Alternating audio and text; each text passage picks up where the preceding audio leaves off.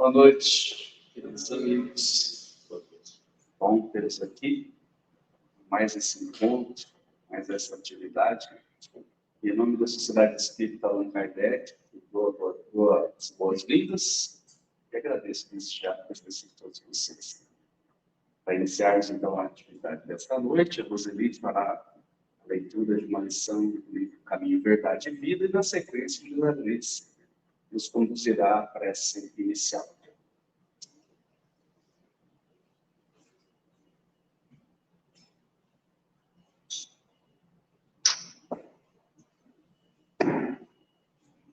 Boa noite. Vamos fazer a leitura da mensagem 153 do livro Caminho, Verdade e Vida, pelo Espírito de Emmanuel, psicografia de Francisco Cândido Xavier. Passas, e rogava-lhe muito, dizendo: minha filha está moribunda. Rogo-te que venha, imponhas as mãos para que saia e viva. Marcos, capítulo 5, versículo 23. Jesus impunha a mão dos enfermos e transmitia-lhes os bens da saúde. Seu amoroso poder conhecia os menores desequilíbrios da natureza e os recursos para restaurar a harmonia indispensável. Nenhum ato do Mestre Querido é destituído de significação. Reconhecendo esta verdade, os apóstolos passaram a impor as mãos fraternas em nome do Senhor e tornaram-se instrumento da divina misericórdia. Atualmente, no cristianismo redivivo, temos de novo o movimento socorrista do plano visível, através da imposição das mãos, os passes, como transfusões de forças psíquicas, em que preciosas energias espirituais fluem dos mensageiros do Cristo para doadores e beneficiários. Representam a continuidade do esforço do Mestre para atenuar os sofrimentos do mundo. Seria audácia por parte dos discípulos nossos a expectativa de resultados tão sublimes quanto os obtidos por Jesus, junto aos paralíticos, aos perturbados e agonizantes. O Mestre sabe, enquanto nós outros estamos aprendendo a conhecer. É necessário, contudo, não desprezar a lição, continuando, por nossa vez, a obra de amor através das mãos fraternas. Onde exista sincera atitude mental do bem, pode-se render-se o serviço providencial de Jesus. Não importa a forma exterior. Cumpremos reconhecer que o bem pode e deve ser ministrado em seu nome. Pode usar a prece?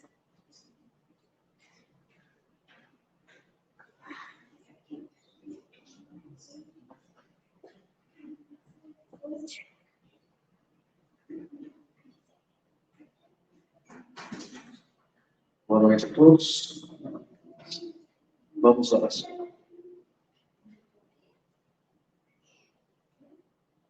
Amado Mestre Jesus, nosso irmão maior, aqui reunidos em teu nome, rogamos a Ti, abençoe os nossos propósitos de aprendizado, para podermos, diante das dúvidas, diante das dores, diante das incertezas, conhecermos o Teu Evangelho, que nos consola, que nos traz alento e certeza de uma vida futura abençoada. Que a Tua paz, Mestre amado, consiga nos alcançar neste momento, serenando o nosso íntimo e nos dando as condições necessárias para podermos aprender, compreender e depois viver na prática os conhecimentos trazidos pela palestrante da noite. E que o teu amor, divino amigo, continue sendo esse bálsamo para as nossas dores, nos dando sempre a certeza de um Deus justo e misericordioso, que nos ama indistintamente. Que a tua paz caminhe conosco. Que assim seja.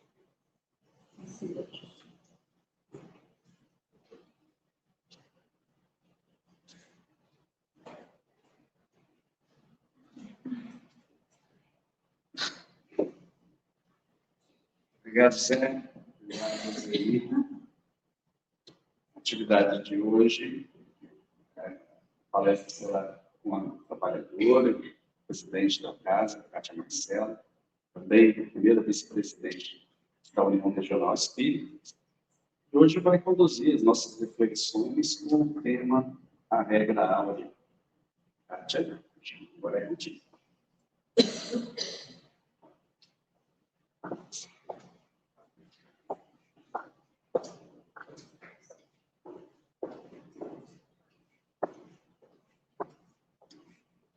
Boa noite, queridos amigos. Quando eu vi me apresento dessa forma, eu fico até preocupada, porque eu falei, meu Deus do céu. Senhor, vamos lá. Peço-nos a luz muito profunda nessa questão da prática, dos ensinamentos trazidos essa noite. O que nós vamos abordar essa noite, a gente sempre comenta, quando está fazendo uma palestra, né, os palestrantes que falam, sabem disso, que o primeiro ouvido é o nosso. É uma necessidade que eu precisava entender e compreender essa lição. Então, durante a noite, a gente vai fazer uma construção de pensamento para chegar a uma conclusão final. Eu espero que todos nós não perdamos o fio, conseguimos chegar até o fim. Então, a regra áurea, ela tem uma mensagem no capítulo 41, no livro Verdade e Vida, que está lá no prefácio. Mateus, capítulo 22, versículo 39. Amarás o teu próximo como a ti mesmo. E o benfeitor Emmanuel, ele comenta sobre essa frase. Ele disse, incontestavelmente, muitos séculos antes da vinda do Cristo, já eram ensinados no mundo a regra áurea, trazida por embaixadores de sua sabedoria e misericórdia. Importa esclarecer, todavia, que semelhante princípio era transmitido com maior ou menor exemplificação de seus expositores. Diziam os gregos, não façais ao próximo o que não desejais receber dele. Afirmavam os persas, fazei como quereis que se vos faça. Declaravam os chineses, o que não desejais para vós, não façais para outrem. Recomendavam os egípcios, deixai passar aquele que fez aos outros o que desejava para si. Doutrinavam os hebreus, o que não quiserdes para vós, não desejeis para o próximo. E insistiam os romanos, a lei gravada nos corações humanos é amar os membros da sociedade como a si mesmo. Na antiguidade, todos os povos receberam a lei de ouro da magnanimidade do Cristo. Profetas, administradores, juízes, filósofos, porém, procederam como um instrumento mais ou menos identificados com a inspiração dos planos mais altos da vida. Suas figuras apagaram-se no recinto dos templos iniciáticos, ou confundiram-se na tela do tempo, em vista de seus testemunhos fragmentários. Com o mestre, todavia, a regra áurea é a novidade divina. Por quê? Porque Jesus a ensinou e exemplificou. Não com virtudes parciais, mas em plenitude do trabalho, abnegação e amor. a claridade das praças públicas, revelando-se aos olhos da humanidade inteira. Então, isso está lá no capítulo 41 do Caminho, Verdade e Vida. Então, para a nossa compreensão, nós precisamos entender o que é a regra áurea. E o significado dela é a ética da reciprocidade, também chamada de regra de ouro, ou regra áurea, é uma máxima moral. Então, a regra áurea, ela está expressa em todas as grandes religiões do mundo. No zoroastrismo, que ele foi 500 anos antes de Jesus, eles diziam: um caráter só é bom quando não faz a outros aquilo que não é bom para ele mesmo. No budismo, não atormente o próximo com aquilo que te aflige.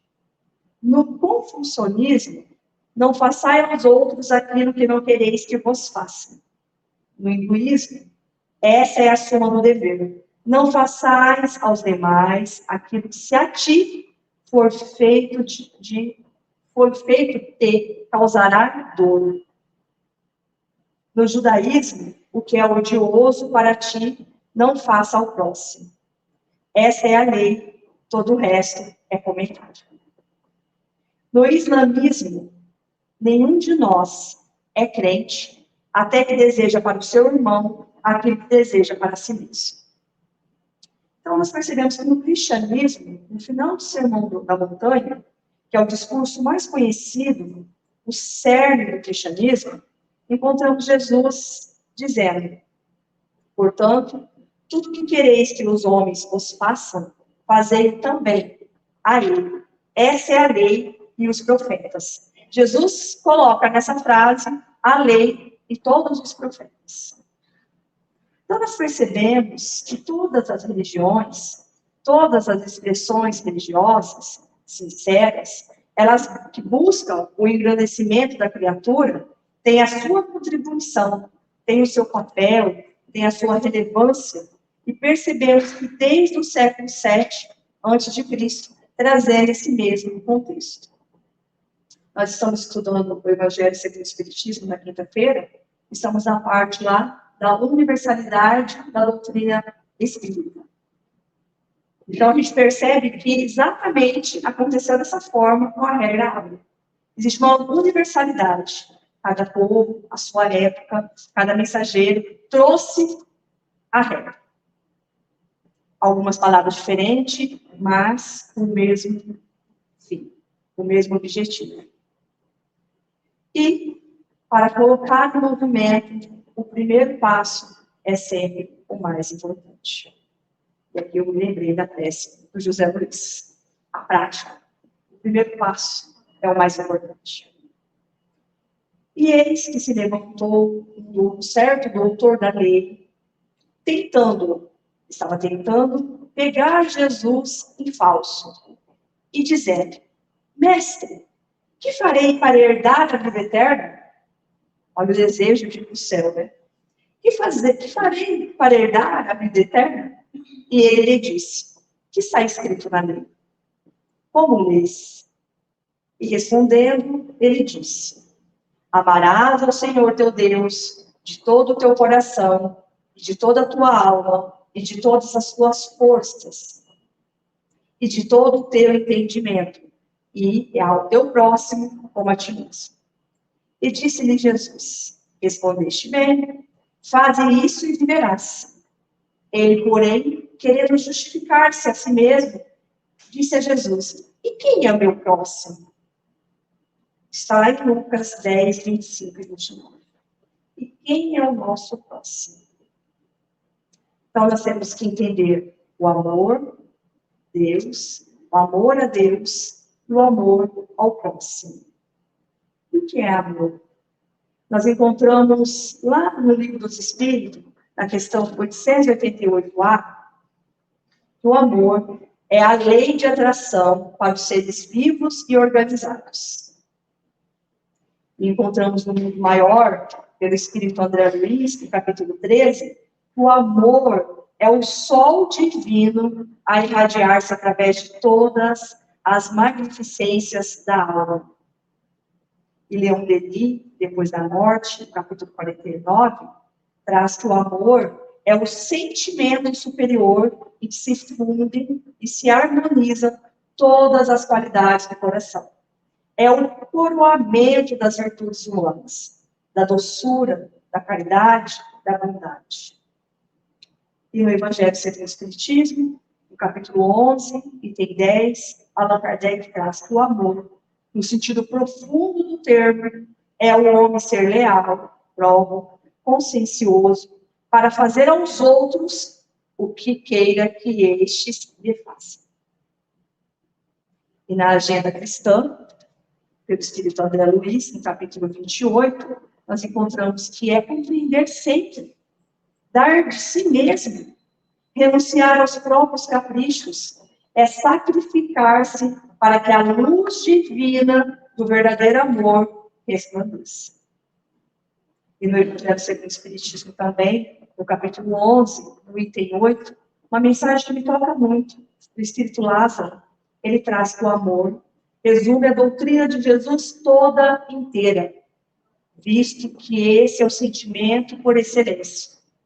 E os sentimentos são os instintos elevados à altura do progresso feito.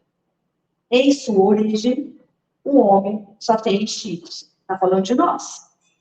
Ele começa a dizer de nós aqui. Então, ele coloca aqui, em sua origem, o homem só tem instintos. Quanto mais avançado e corrompido, só tem sensações. Quanto instruído e depurado, ele tem sentimentos. E o ponto delicado do sentimento é o amor. Não o amor no sentido vulgar do termo, mas esse sol interior que condensa e reúne em seu ardente foco todas as aspirações e todas as revelações sobre nós. A lei de amor substitui a personalidade pela fusão dos seres, extingue as misérias sociais. Ditoso aquele que, ultrapassando a sua humanidade, ama com amplo amor os seus irmãos em sofrimento. Ditoso aquele que ama, pois não conhece a miséria da alma e nem a do corpo. Tem ligeiros pés e vive como que transportado fora de si mesmo. E quando Jesus pronunciou a divina palavra amor, os povos sobressaltaram-se e os mártires, ébrios de esperança, desceram ao cimo. Então, Lázaro escreveu bem a gente aqui, né? Acredito que ele foi bem profundo aqui, quando ele descreveu a humanidade. Então, compreendemos que ele está sendo dito, então, o que está sendo dito aqui não é o amor ágape, não o amor eros. E o amor ágape é aquele tipo de amor que não busca seus próprios interesses. É um amor desinteressado, puro e genuíno. O amor ágape, ele não esmorece, mas é constante e permanece forte até as últimas consequências. É um tipo de amor invencível, capaz de amar o mais indigno dos homens. Este é o amor que Lázaro traz, que nós ainda, que é o ponto delicado do sentimento, é o amor. É este amor que Lázaro coloca aqui, que é o ponto delicado para todo mundo. E Deus. Deus é, pois, a inteligência suprema e soberana, é único, eterno, imutável, imaterial, onipotente, soberanamente justo e bom, infinito em todas as perfeições. E não pode ser diverso disso. Na Gênesis, no capítulo 2, item 19. E Leon Denis, Cristianismo e Espiritismo, no capítulo 6, ele traz que o Deus é o Pai da humanidade. Todas as nações, todos os homens, são seus filhos. É o Deus é o Deus em que tudo vive, move-se e respira, imanente em a natureza e na consciência humana. No Livro dos Espíritos, temos a questão 649 e a 650. A 649 traz que a adoração consiste na elevação do pensamento a Deus. E na 650, a adoração a Deus origina-se de um sentimento inato, como da existência de Deus. O sentimento inato já nasce com a gente. Amar a Deus é buscar o bem supremo, é reconhecer a sua bondade infinita, é cumprir suas leis eternas. Joanir Souza, no livro Tempo de Transição, no capítulo 31. E amar o próximo? O que significa amar o próximo? Nós também temos algumas instruções que encontramos de Allan Kardec, instruções ao movimento espírita, no capítulo 23. Allan Kardec traz que amar o próximo é, pois, abjurar todo sentimento de ódio, de animosidade, de rancor, de inveja, de ciúme, de vingança. Numa palavra, todo desejo e todo pensamento de prejudicar. É perdoar os inimigos e retribuir o mal com o bem. É dar, mostrar a outra face. É o que nós estamos aprendendo, amar os nossos inimigos. E amar o próximo é servir e praticar a caridade essencial, é doar-se cumprindo os deveres de fraternidade, de solidariedade. Isso também está de Joanir Souza, no livro Tempo de Renovação, no capítulo 42. E em Mateus 22, 37 e 39, nós temos a fala de Jesus. Amarás o Senhor, teu Deus, de todo o teu coração, de toda a tua alma, de todo o teu pensamento. Este é o primeiro e grande mandamento.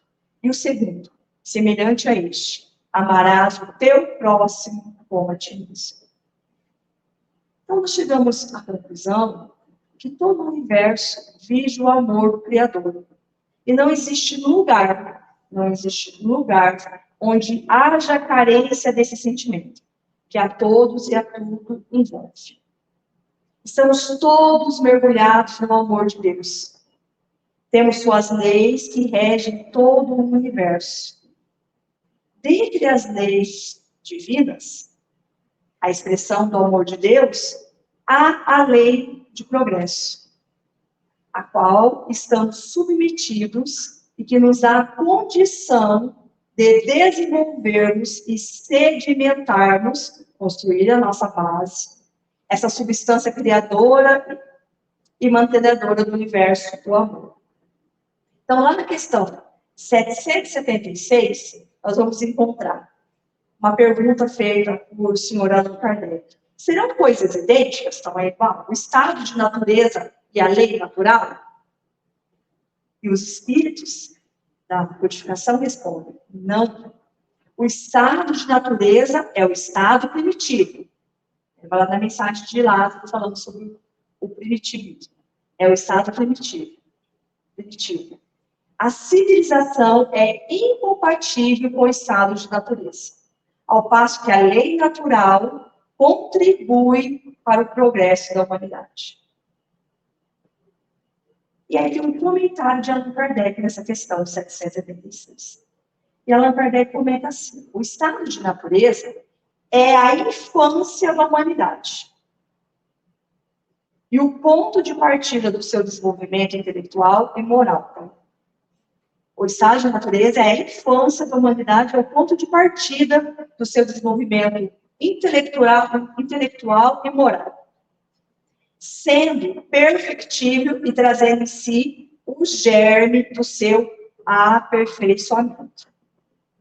O homem não foi destinado a viver perpetuamente no estado de natureza. Então, quer dizer, nós não fomos criados para vivermos sempre na infância.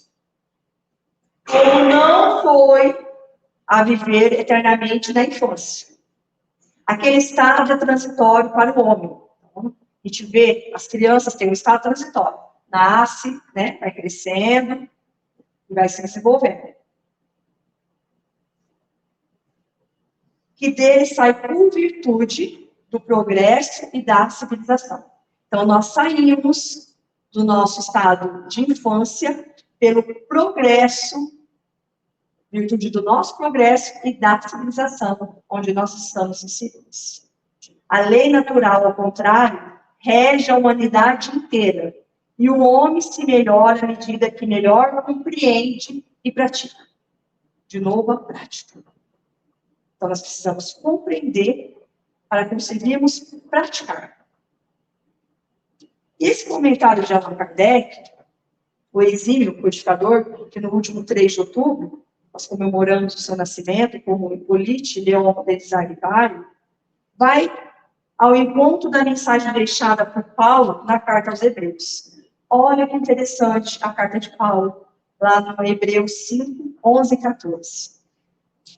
A esse respeito, temos muitas coisas que dizer e difíceis de explicar, porquanto vós tendes tornado tardios em ouvir. Paulo está dizendo que nós estamos nos tornando tardios em ouvir, pois com efeito, quando deveis ser mestres, já é para a gente ser mestre faz tempo.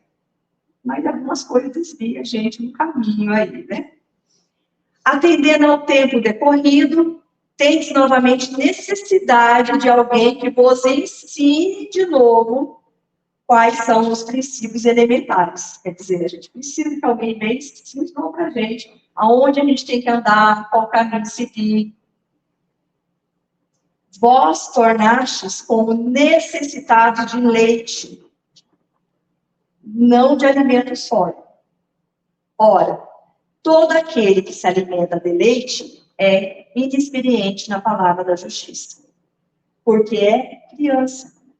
Então, se nós estamos nos alimentando de leite, nós estamos ainda no estado infantil, de infância. Mas o alimento sólido é para os adultos. Então, as coisas mais sólidas, mais fortes, que nós podemos dar conta de entender, são para os adultos. Ora, para aqueles que pela prática, de novo a prática, têm as suas faculdades exercitadas para discernir, não somente o bem, mas também o mal. Então, nós somos responsáveis pelo bem e pelo mal que decorrer do bem nós não fizemos, né? Então, a gente começou a aprender já.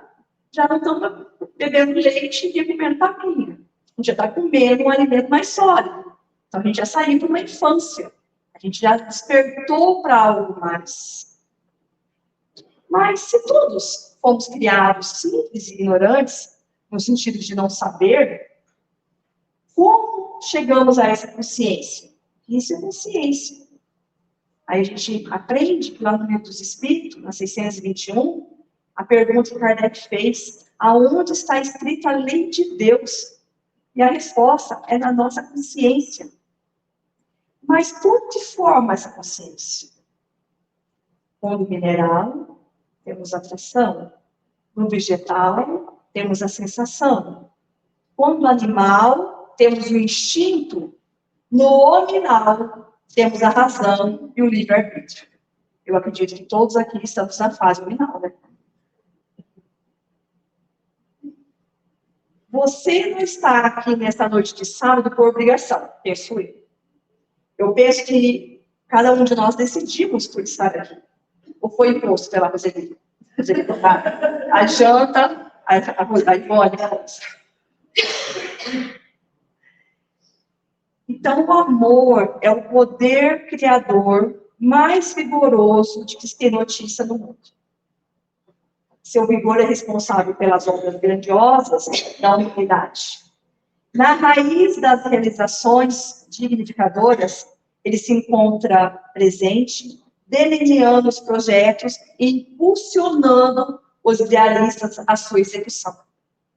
Atenta o indivíduo, impulsiona para frente e faz-se refúgio para a vitória sobre as dificuldades. No amadurecimento, quando nós somos maduros, no amadurecimento psicológico do ser Ele, o amor, direcionando todos os ideais e sustentando em todos os embates aqueles que permitem desabrochar ao lótus estendente sobre as águas turvas e paradas do charco do qual pousa em triunfo. Vindo para cá, hoje, nós comentamos sobre isso. Por vezes, nós estávamos nessas águas turvas e paradas do charco, sem conseguir sair, sem ter consciência de onde nós estávamos. De repente, como uma metanoia que aconteceu com Paulo, a gente acorda de um sono profundo e busca se esclarecer, se busca entender, amparar, buscar o amparo de algo que nos sustente, pois nós todos trazemos um germe de Deus inato. Na questão 138 do Espírito, nós temos lá qual o objetivo da encarnação dos Espíritos, qual o objetivo da nossa existência, de estarmos aqui. Deus lhe impõe a encarnação com o fim de fazê-los a chegar à perfeição. Todos nós vamos chegar à perfeição. Uns hoje, outros amanhã, outros depois, não importa. Todos nós vamos chegar à perfeição. Só depende do quê? Dos nossos esforços e da nossa vontade em querer o objetivo. A ação dos seres corpóreos é necessária à marcha do universo. Deus, porém, na sua sabedoria, quis que nessa mesma ação eles encontrassem um meio de progredir e de aproximar dele. Deste modo, por uma admirável lei da providência, tudo se encadeia, tudo é solidário na natureza. Olha, paramos para pensar como que tudo é solidário na natureza? Esse é o objetivo que consiste o nosso aprendizado na Terra. Alertar-nos quanto à necessidade de vencermos em nós os instintos em proveito dos sentimentos. Como nos fala a lição lá de Lázaro. No início, o homem só tem instintos. É uma longa caminhada para atingir o ponto mais delicado do sentimento, que é o amor. O instinto objetiva concorrer para os desígnios da providência. É necessário também ter instinto. Pela necessidade de viver, o homem se conserva buscando instintivamente o melhor para si. Prelúdio do amor próprio. Porque se nós queremos continuar vivos, nós vamos procurar um local melhor para o nosso desenvolvimento. Da exageração do instinto de conservação nasce o egoísmo. Antítese do amor próprio, pois o egoísmo é o sentimento que retém o amor próprio que doa. Olha que importante. Tudo equilibrado, nada exagerado. Na caminhada evolutiva, saímos dos instintos para a sensação e emoção, e ainda aqui temos uma mensagem de Joana de Ângeles que nos esclarece dizendo: a criatura humana é um feixe de sensações, resultado natural dos períodos primários da evolução, em trânsito para a realidade das emoções. O homem-sensação é exigente e possuidor, e ao despertar a emoção, torna-se natural a valorização do próximo e da vida. A sensação é uma herança do instinto dominador e a emoção é tesouro a conquistar pelos caminhos da ascensão. Então, instruindo-se e purificando-se, o homem atinge o sentimento, que é o mais sublime, que é o amor. E o amor resume toda a doutrina do Mestre Jesus. Sendo o amor humanizado, com a sua vibração, faz com que aquele que se encontre com ele se modifique. Ou seja, aquele que encontra Jesus nunca mais é o mesmo. Comentava também essa noite com o Kleber, essa semana encontrei uma amiga dele comum, e ela perguntando sobre a doutrina espírita, e ela falando assim que ela se sentia mais leve com a doutrina espírita. E eu falei a ela que quando eu pego alguma foto minha antes da doutrina espírita, eu me assusto quando eu olho no meu olhar. Eu me assusto porque parecia um bicho. Então, é algo que eu vejo em mim, essa mudança. Talvez o outro não veja, mas eu vejo em mim. Então, essa mudança que nós teremos, nós precisamos traçar metas. O que eu desejo, o que eu quero. E eu lhes faço uma pergunta essa noite. Por que o amor constitui a essência da doutrina de Jesus? Mas eu vou responder também para vocês. Porque a sua doutrina, destinada a orientar a elevação espiritual da criatura, resume-se por inteiro no amor, que é o mais elevado dos sentimentos, é a missão fundamental do nosso aprendizado na Terra. Nós precisamos aprender a amar, o amor árabe. Em sua origem, o homem só tem instintos. Quanto mais avançado e corrompido, só tem sensações. Quando instruído e depurado, ele tem sentimentos. E qual é o efeito da lei do amor na criatura humana? Essa lei, quando definitivamente plantada no coração do homem, substitui a personalidade pela fusão dos seres, extingue as misérias sociais, dando lugar aos sentimentos nobres de fraternidade e respeito pelo semelhante. E o homem, então, ama com amplo amor os seus irmãos em sofrimento, desconhecendo a miséria do corpo e da alma. Mas o conhecimento da doutrina espírita, ele também tem como objetivo a transformação moral do ser. Lá na Revista Espírita, de maio de 1859, encontramos uma interessante página com o título O Livro dos Espíritos entre os Selvagens. Que seria um pedacinho do nosso entendimento. Sabemos que o Livro dos Espíritos tem leitores simpáticos em todas as partes do mundo, mas, com certeza, não teríamos suspeitado encontrá-lo entre os selvagens da América do Sul. Não fosse uma carta que nos chegou de Lima, há poucos meses, cuja tradução integral nos pareceu interessante publicar, à vista do fato significativo que a mesma encerra e cujo alcance facilmente se compreende. Tem a carta de comentário que dispensa qualquer reflexão de nossa parte. Quem escreve isso é o excelentíssimo senhor Allan Kardec. Aí vem a carta. Desculpai-me por não vos escrever em francês. Compreendo essa língua pela leitura, mas não a escrevo correta e inteligivelmente. Esse sabe ler francês. Já passaram no vestibular, né? Há mais de 10 anos, visito com certa frequência os povos aborígenes que habitam a encosta oriental dos Andes. Nessas regiões americanas, dos confins do Peru, vosso Livro dos Espíritos, que adquiri numa viagem a Lima, acompanha-me nessas solidões. Não vos admireis que eu diga ter-o lido com avidez e que o releio continuamente. Também não viria tomar o vosso tempo por tão pouco, se não fossem certas informações que vos devem interessar, e se não desejassem receber os conselhos que espero de vossa bondade, pois não duvido que os vossos sentimentos humanos estejam de acordo com os sublimes princípios de vosso livro. Então ele conta que estes povos que chamam de selvagens são menos do que geralmente se pensa.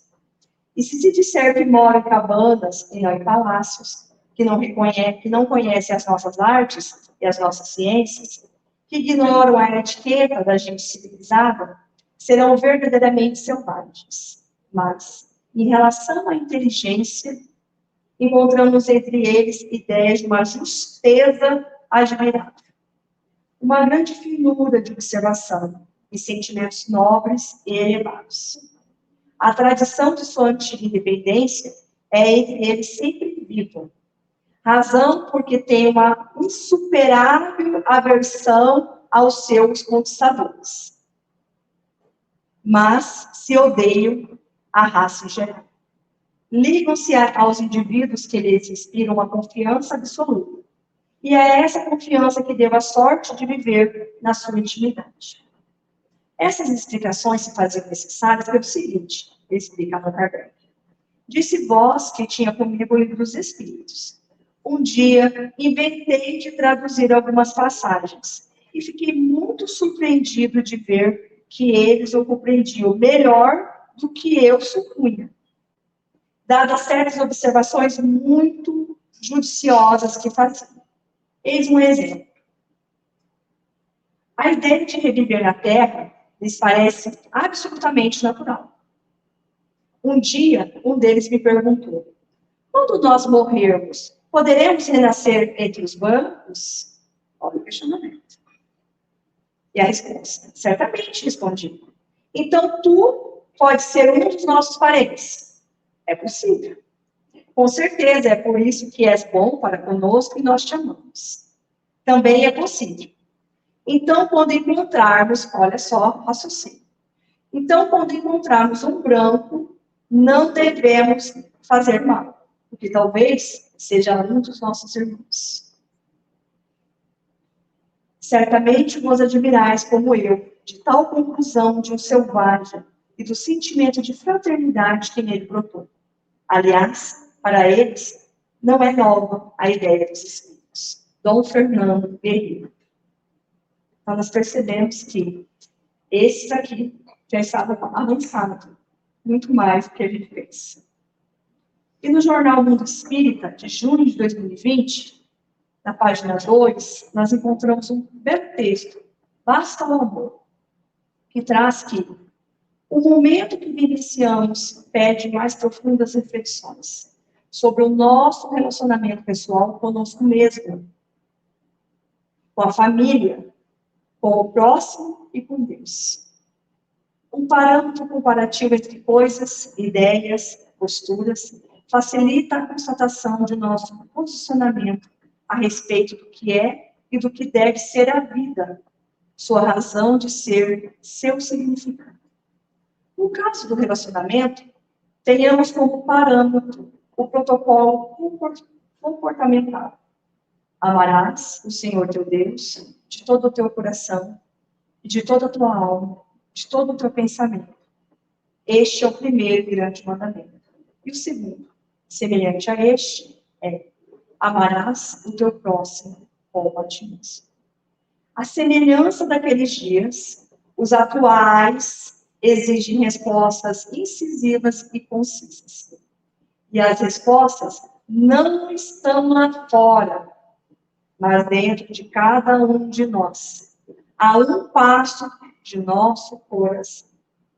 Comecemos por considerar que a realidade do mundo exterior é reflexo da realidade do interior dos nossos corações.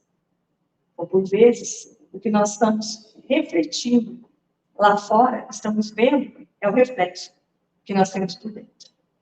Então, é necessário essa mudança interna em nós. Então, para amar o próximo, eu preciso de auto-amor, de auto-perdão, acolhimento de nossas inferioridades, porque ainda temos. Então, quando começamos a refletir sobre a regra áurea, não vale a gente querer que ela se aplique, primeiramente, ao outro. Reclamarmos que o outro não ajuda, demandar que o outro auxilie, que o outro peça desculpa. A regra áurea pede um movimento inicialmente de nós. Ela tem um momento de ação, que é no hoje,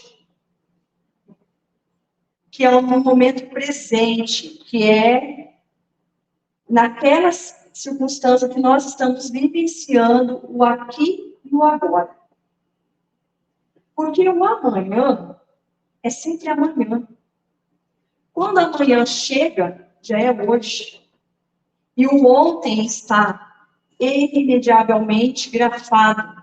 Nós não podemos como alterar o dia de ontem. Como não conseguimos trabalhar com o dia do amanhã. No sentido de agir.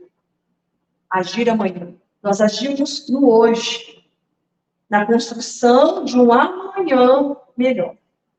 Então, nós precisamos construir hoje, agir hoje, para amanhã estarmos melhor. E o momento do exercício da regra áurea é o hoje, é a prática.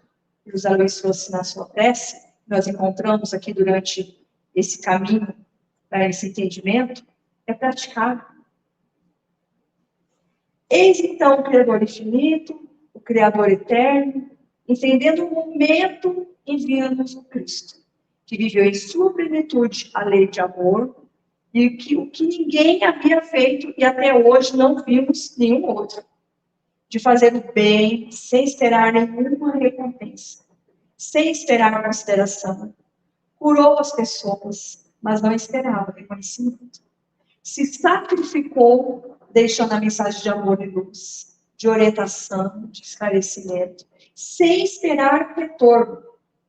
Até na cruz, diante daquele momento doloroso, em que ele recebe a crucificação, ele eleva os seus olhos a Deus, nosso Pai, e pede perdão aos seus alunos. Então, Jesus movimenta a regra de uma maneira muito intensa. E é ele que vai dizer no final do Sermão do Monte que essa é a lei de todos os profetas. E como colocar essa regra áurea em movimento?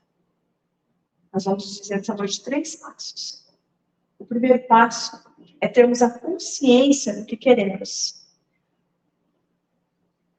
Quando temos fazer ao outro o que gostaríamos que nos fizesse, o que seremos? Como gostaríamos de ser tratados? Por vezes, ficamos à mercê de opiniões, seguimos uma manada, sem saber para onde vai.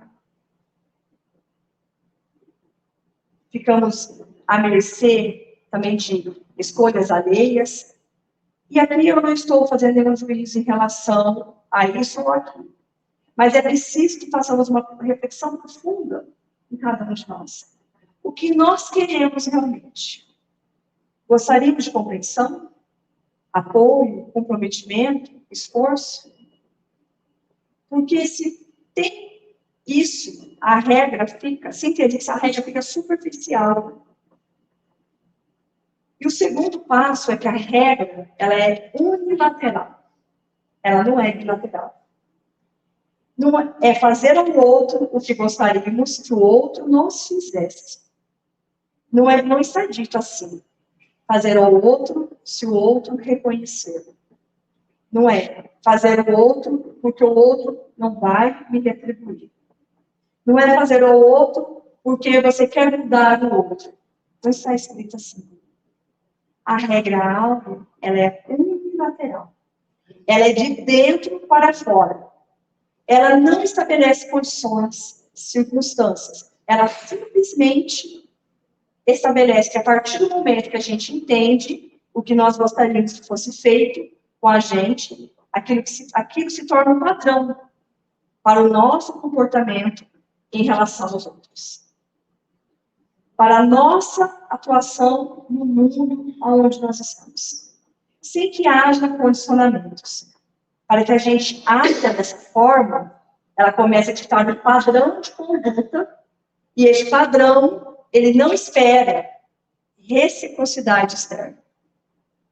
Nenhum padrão externo de comportamento é o nosso padrão, é o padrão individual de ação no mundo. E o terceiro passo é agir. Nós precisamos começar a fazer isso. Se a gente quer que as pessoas sejam mais tolerantes para conosco, o primeiro passo é sejamos mais tolerantes com as pessoas que estão à nossa volta, sem esperar que aquelas pessoas retribuam. Porque, às vezes, a vida nos devolve o que ofertamos. A vida por caminhos que nós desconhecemos. A vida sempre devolve. Mas nem sempre pelos caminhos que a gente gostaria ou que a gente quer. Jesus se revela a Lázaro como amigo. E Lázaro como muito amor a Jesus. seguindo na qualidade de guia e modelo, quando afirma o amor resume a doutrina de Jesus toda inteira, visto que esse é o sentimento por excelência. A lei de amor, que substitui a personalidade pela fusão dos seres, enxerga todas as misérias sociais. Amélia Rodrigues relata no livro Pelos Caminhos de Jesus, no capítulo 8, que ali se iniciava a era do amor sem limite, único antídoto contra o ódio que remanesce das paisagens morais primitivas do homem e que cederá lugar oportunamente à fraternidade e à paz nos dias futuros. Todos nós desejamos a paz, para conosco e para o outro, para o mundo. O amor reabilita moralmente o caído, oferecendo-lhes recursos para a própria recuperação, após a qual reparará os males praticados e seguirá ali, abençoando as vidas pelos caminhos, com os tesouros da sua boa vontade, graças à consciência dos nossos deveres cumpridos. E lá no Evangelho por Emmanuel, fazendo comentário de Mateus, nós temos no item 202 o primeiro passo, que Emmanuel também comenta, Mateus 7,12. Tem um prefácio. Assim, tudo quanto quereis que os homens vos façam, assim também fazei-vos a ele. Pois esta é a lei dos profetas. E olha o comentário de Emmanuel. A regra áurea recebe citações em todos os países. Em torno dela, gravitam livros, poemas, apelos e sermões preciosos. Entretanto, raros se lembram do primeiro passo para que se desvele toda a sua grandeza. Não podemos reclamar a ajuda dos outros. Antes, é justo prestar auxílio. Não será lícito exigir a desculpa de alguém. Antes, é imperioso saibamos desculpar. Convidados a compreender, muitos dizem, não posso. Em estados auxiliar, respondem muitos, ainda não. Esquece-se, porém, de que amanhã serão talvez os necessitados e os réus, carecentes de perdão e socorro. E muitas vezes, ainda quando não precisem de semelhantes bênçãos para si mesmos, por elas suspirando em favor, por elas suspirarão em favor dos que mais amam. A face das sombras que lhes desbastam a vida. Se um exemplo pode ser invocado como bússola, recordemos Jesus. O mestre dos mestres faz o bem, despreocupado de considerações. Alegria sem paga, acende a esperança sem que os homens lhe peçam e perdoa espontaneamente aos que injuriam e apedrejam sem aguardar-lhes retratação. Veneremos assim a regra áurea e entendamos o espírito de amor de que se toca, divina, contudo, e sejamos certos de que ela somente valerá para nós se lhe dermos a aplicação necessária, a prática. O texto do ensinamento é vivo e franco.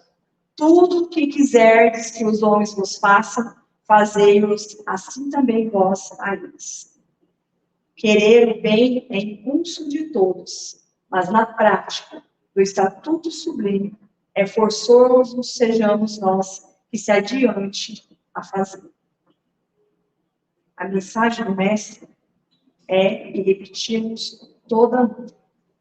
E quem encontra, modifica-se, por deixar-se envolver na chama viva desse sol que aquece os corações e vivifica-os, fazendo-os vigorosos. Assim podemos compreender melhor as passagens do nosso pastor, quando, principalmente na montanha, cantou o sermão, fazendo com que aquelas almas sofridas, sabe, seremos nós, fôssemos nós, amarguradas, doídas, desalentadas, deixassem as emoções explodirem em festa de paz e esperança por abrirem a alma à doce e vitalizante energia do amor. Como nos fala Joana de Ângeles, na condição de peregrino do amor, o Senhor Jesus demonstrou como é possível curar as feridas do mundo e dos seres humanos com a exteriorização do amor em forma de compaixão, de bondade, de carinho, de entendimento. A doutrina espírita, ela nos esclarece, através da lei da reencarnação, que podemos e devemos cultivar desde já, não esperar a próxima existência, para contrair mais velhos, desde já esse sentimento, pois somente assim é que conseguiremos obter a cota de bem-aventuranças que já podemos desfrutar dentro do grau evolutivo que nos encontramos.